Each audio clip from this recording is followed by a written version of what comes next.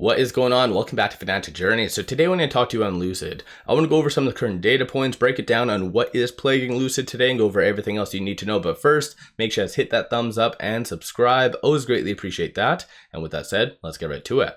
So Lucid is down 6.44%. There was a new 52-week and all-time low created at $2.97. The market's been open about an hour and a half, and there's huge amount of volume. So 28.9 million shares being traded, 36.4 is the average. So a lot of eyes are on Lucid, so that's kind of a good thing. And there are several different things that is affecting Lucid and just the broader market. Starting off with the broader market, earnings. So starting today, banks kicked it off with their earnings, and it did show a lot of signs of slowing. So a lot of the big banks in the States, like it's not necessarily the best image. So this in among itself is what is really prompting a sell-off across the board. Specific to Lucid though, there was this. So EV maker Lucid recalls over 2,000 luxury sedans due to faulty component, which whatever, recalls happen time and time again. It's kind of the name of the game. Not that big of a deal in my opinion, especially the fact that Lucid is kind of addressing it face value.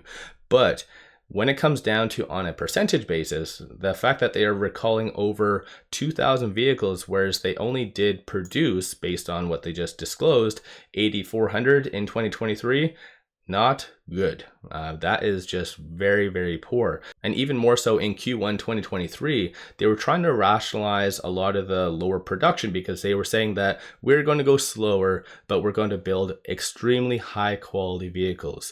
So I'm not sure what went wrong, because as far as I, being an investor, I thought they were building high quality vehicles. I don't understand kind of the mess up. Similar to what happened at the very beginning of 2024. I don't know. Management does need to get their shit together. They cannot afford much more of this downtrend. So this is kind of low key a little bit affecting Lucid behind the scenes. And then as a result of these very same numbers that I just kind of mentioned, some analysts jumped all over Lucid. So it looks like Cantor Fitzgerald did reiterate their $6 price target. So that's kind of a good thing. Andre Shepard has a 26% success rating though, so take that with a grain of salt. Garrett with CFRA, who does have a 58% success rating. And for the EV sector, for an analyst for the EV sector, that is kind of gold. And so Garrett did also give a $1 sell rating.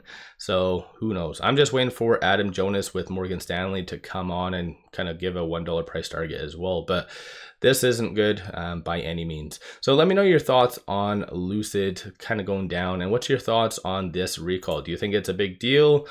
Well, I get recalls aren't that big of a deal, but do you think on a percentage basis of the amount of vehicles that's influenced and how much they produce, do you think that this is a big deal?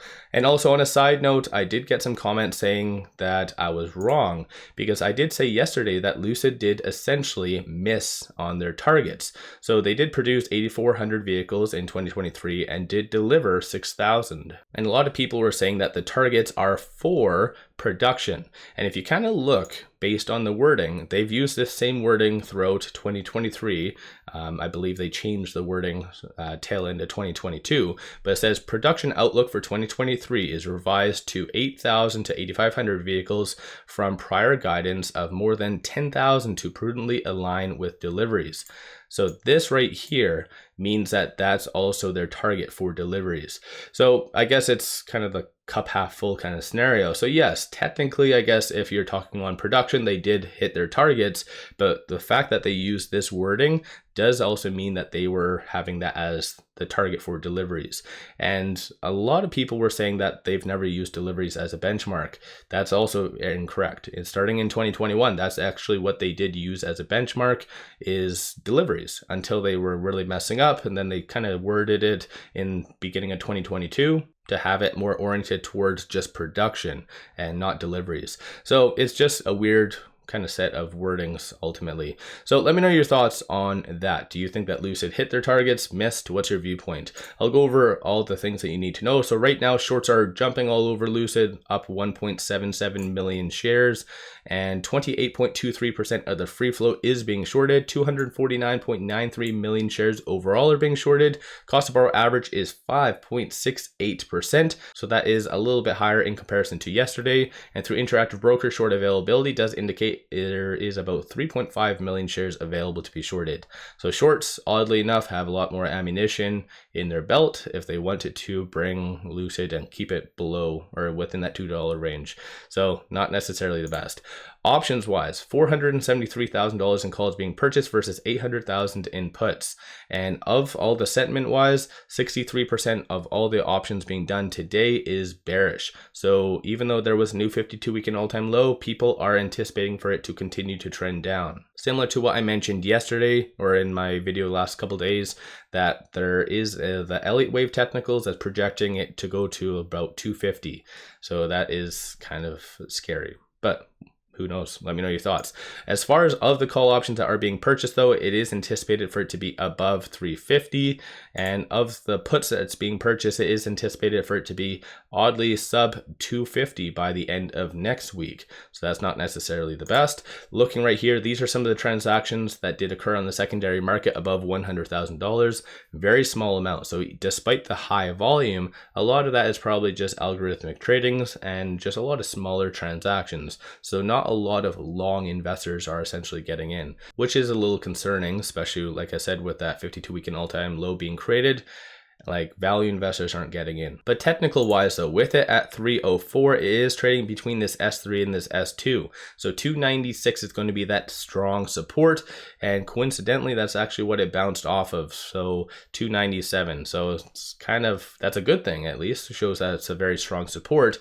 And then 309 is going to be that next strong resistance, or potentially 317 if it does continue a more of a value rally bump up in the stock price. But given the circumstances and the massive blood that's in the market right now, I feel like this S3 is going to be touched potentially again.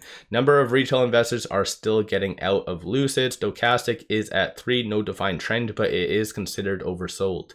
So technicals are breaking down, options are negative, shorts are jumping all over it.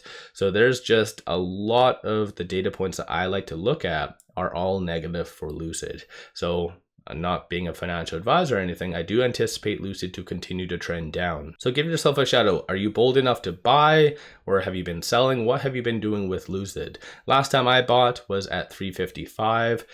I thought that would have been a good deal, but who knows, maybe 255 might be the next stopping point for Lucid's downtrend. So it is continuing this massive death spiral that it is on.